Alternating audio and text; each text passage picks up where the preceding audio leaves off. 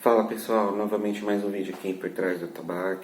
Hoje eu vou falar sobre a origem do candomblé no nosso país, como que ele chegou, como que ele se criou, como que ele agregou a tanto quanto é hoje, tá? Novamente eu, Felipe do Chum, feito de santo também, então tem um pouquinho aí que eu posso ajudar quem tem uma dúvida ou outra. E antes de começar, não esqueça de deixar o seu like, se inscrever no vídeo, no canal e colocar aí o seu sininho, né, para que o YouTube reconheça quando tiver qualquer outro vídeo novo, vocês serão um dos a receber a informação e ver primeiro que os outros. Para começo de conversa, o candomblé é uma religião, na verdade, africana. A miscigenação, a mistura de religiões, cada local da África tinha um santo, né, uma religião própria, todas elas eram voltadas para o candomblé. Então, o candomblé ele surgiu junto com os negros que eram trazidos, escravizados e catequizados pelos senhores de engenhos, os brancos, né?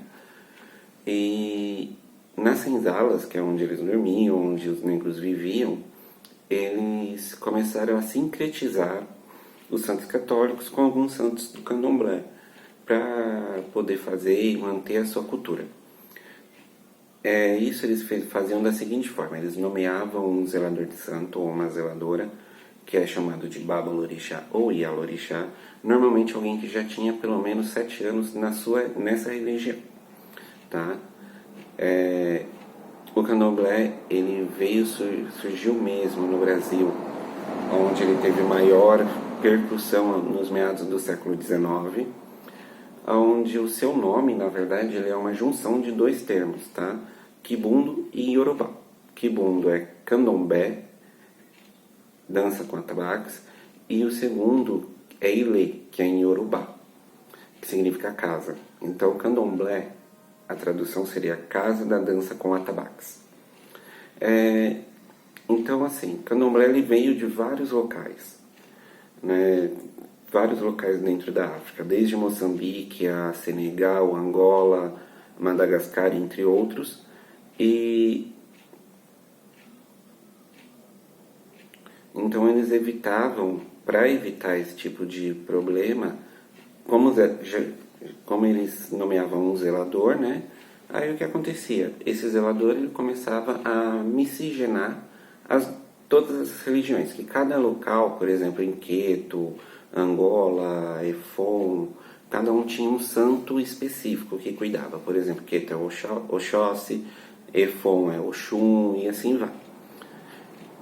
Então eles fizeram esse tipo de miscigenação, misturando aí todos esses tipos de situações, de santos, tá?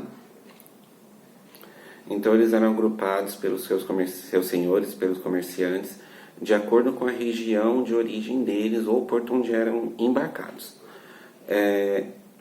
Então esses casos eram chamados de nações, que é o que deu origem às nações do candomblé.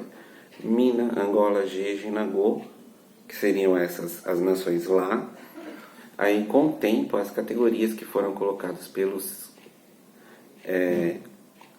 senhores e pelos traficantes de escravos foi herdado, né, pelos próprios africanos e seus descendentes como um símbolo de etnia, de origem étnica, onde deu origem às nações propriamente ditas do candomblé. E cada nação é possível se distinguir pelo seu tipo de canto específico, ou tipo de toque, tipo de roupa. Então, as mais conhecidas hoje são Queto, Angola, Jeje Nagô e Efon, né? Essas divindades que eram incorporadas ou nos filhos de santo, ou nos iniciados ou não, eram chamadas de entidades da natureza, ou seja, os próprios orixás, né? Eles tinham uma crença muito forte e muito diferente do que muita gente pensa.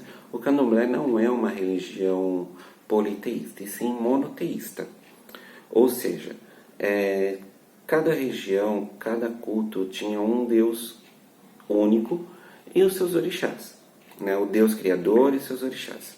Então, por exemplo, na nação Queto, o Deus é Ororo. Na nação Bantu é Zambi, no Zambi, né, no caso. E na nação Jeje é Maú. Então, essa alma da natureza, essas entidades, elas eram mais recatadas, digamos assim, né, tímidas por causa da situação. Então, entre 1549 a 1888, os sacerdotes que vinham como escravos, eles tentaram praticar suas religiões no Brasil, juntando várias dessas casas para a sobrevivência das próprias, né? Ou seja, se tinha algum tipo de problema entre um e entre outro, eles sempre davam um jeito de se organizar e fazer uma casa única para gerar uma sobrevivência, né? Porque o candomblé, inclusive até hoje, ele não é classificado para muitos uma religião, e sim uma seita. Pelo menos para mim, é a minha religião, junto com a Umbanda, né? No caso, no candomblé existem várias homenagens aos santos, né? Por exemplo, a Oxum, Oxóssi, ou seja, as obrigações. Existe sim, eu não vou negar, o abate de animais, mas são só em atos específicos, né? Em atos do orixá. Tá? Mas esse abate, esse sacrifício, não é um sacrifício, digamos, perdido. Então, sempre aquela situação que é feita, quem for de candomblé vai entender melhor. Até mesmo se você tiver alguma dúvida, pode me chamar no meu Face também, que é Fefe do Oxum, Fefeti Oxum.